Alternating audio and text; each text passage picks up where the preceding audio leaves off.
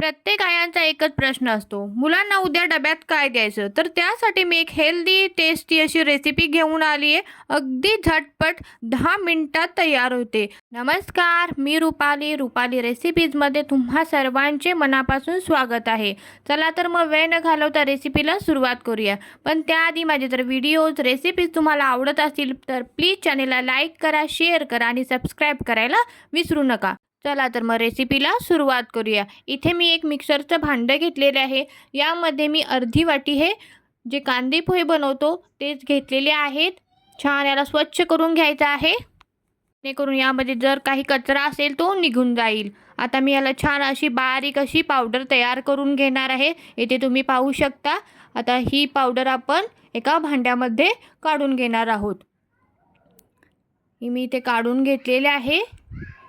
अर्धी वाटीच पोहे घ्यायचे आहेत. त्यासोबतच मी इथे अर्धी वाटी पोह्यासाठी 1 वाटी तांदळाचं पीठ घेतलेलं आहे.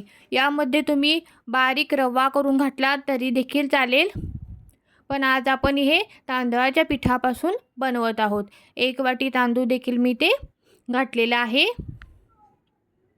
छान याला आता आपण मिक्स करून घ्यायचं आहे. त्यासोबतच मी इथे अर्धी वाटी दही घातलेलं आहे. दही थोडंसं आंबट असेल तरी देखील चालेल, काहीच हरकत नाही. इथे मी हे अर्धी वाटी दही घालून घेते आहे. पुन्हा याला मी छान असं मिक्स करून घेणार आहे, जेणेकरून दही आणि आपलं जे तांदळाचं पीठ आहे ते छान असं मिक्स होईल. यामध्ये अजिबात आपण गाठी करणार नाही आहोत, त्यामुळे याला छान असं मिक्स करून घेणार आहोत. दही आणि हे तांदळाचं पीठ आहे, छान असं मिक्स करून घेतलेलं आहे. यामध्ये आपण आता थोडं पाणी घालून एक पातळ कन्सिस्टन्सीचं हे बॅटर तयार करून घेणार आहोत. हे खूप छान टेस्टी नाश्ता रेसिपीज आहे. एकदा नक्की करून पहा, मुलांना खूप आवडेल. रोज रोज कांदे पोहे उपीट खाऊन कंटाळा आला असेल तर एकदा ही रेसिपी नक्की ट्राय करून पहा. आता मी यामध्ये थोडं पाणी घालून छान असं हे बॅटर तयार करून घेणार आहे. एकाच वेळी खूप जास्त पाणी घालू नका, नाहीतर हे खूप जास्त पातळ होईल. जर पाणी कमी पडलं तर पुन्हा घालू शकतो. आता यामध्ये पुन्हा मी थोडंसं पाणी घालून अशा पद्धतीचं हे बॅटर तयार करून घेतलेलं आहे. यामध्ये आता थोडंसं बॅटर मी बाजूला काढून घेतलेलं आहे. यामध्ये चवीपुरतं मीठ घालायचं आहे आणि छान याला पहिल्यांदा मिक्स करून घ्यायचं आहे. आता मेन इन्ग्रेडियंट म्हणजे यामध्ये जो आपला इनो असतो खायचा तो घालायचा आहे. मी इथे अर्ध पॅकेट इथे इनो घातलेला आहे. वरून थोडंसं पाणी घालायचं आहे, जेणेकरून इनो आहे तो छान असा पिठामध्ये मिक्स होईल.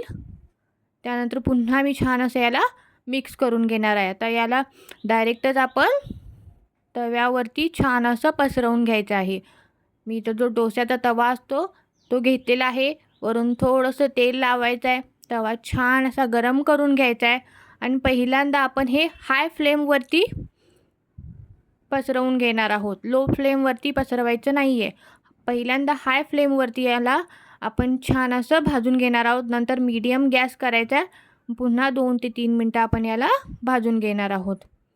जर हे छान असं बाइंडिंग होत नसेल किंवा तुटत असेल तर यामध्ये थोडंसं 1 चमचा मैद्याचा वापर तुम्ही करू शकता, किंवा जर साबुदाण्याचं पीठ असेल तर ते देखील यामध्ये घालू शकता. तुम्ही ते पाहू शकता किती छान याला असे होल्स आलेले आहेत. आता दोन्ही साईडने मी छान असे भाजून घेणार आहे. हे एका साईडनं भाजलं तरी देखील चालेल, पण दोन्ही साईडने भाजलं तर अगदी छान आणि टेस्टी लागतात. आजची ही रेसिपी कशी वाटली कमेंट करून नक्की सांगा आणि व्हिडिओ आवडल्यास प्लीज चॅनलला लाईक करा, शेअर करा आणि सबस्क्राईब करायला विसरू नका, जेणेकरून माझे नवनवीन व्हिडिओज, रेसिपीज तुमच्यापर्यंत पोहोचू शकतील. तुम्ही इथे पाहू शकता किती छान अशी जाळी आलेली आहे आणि एकदम मऊसूत सुपर सॉफ्ट बनलेले आहेत, होय की नाही. एकदम नाश्त्यासाठी मस्त रेसिपी आहे. एकदा नक्की करून पहा. चला तर मग पुन्हा भेटू अशाच एका नवीन व्हिडिओमध्ये आणि नवीन रेसिपीचं. तुम्ही हे कशासोबतही खाऊ शकता, चटणीसोबत किंवा सांभरसोबत खाल्लं तरी देखील चालेल, किंवा असंच खाल्लं तरी देखील चालेल. चला तर मग पुन्हा भेटू. तोपर्यंत बाय बाय. स्वस्त राहा, मस्त राहा आणि खात राहा.